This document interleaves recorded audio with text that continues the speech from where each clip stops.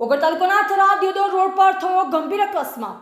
થરા-દિયોદર road પર Pulsar બાઇકનો divider સાથે ટકરાતા ઘટના જ સ્થળે બાઇક ચાલકનું નીપજ્યું મોત। માથાના ભાગે ગંભીર ઇજા થતા ઘટના જ સ્થળે તોડ્યો દમ। મૃતક લતીફભાઈ ઇલિયાસભાઈ સિંધી ઉંમર વર્ષ આશરે 32 લશ્કરી કુવા મહેસાણાનો હોવાનું જાણવા મળ્યું છે। મહેસાણાથી તેમના પત્નીને દેવદરબાર તેડવા આવતો હોય સર્જાતો અકસ્માત। થરા પોલીસ ઘટના સ્થળે પહોંચી વધુ તપાસ હાથ ધરી લાશને પીએમ અર્થે થરા જેવી સહાય રેફરલ ખાતે ખસેડાઈ। ઘટના સ્થળે લોકોના ટોળે ઉમટ્યા। થરા પોલીસે વધુ તપાસ હાથ ધરી મૃતકના પરિવારજનો પર આભ ફાટ્યું। રિપોર્ટર બળદેવ ઠાકોર, ઓગળ, બનાસકાંઠા।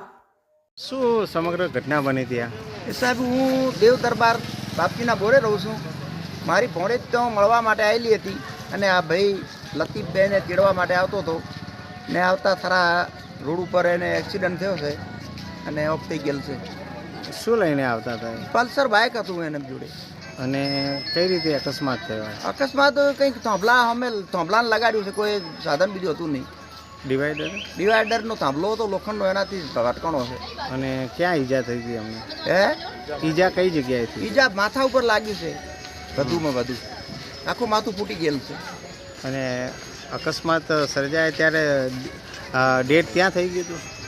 ત્યાં જ બોલ્યો જ નથી, ત્યાં જ મરી ગયો છે।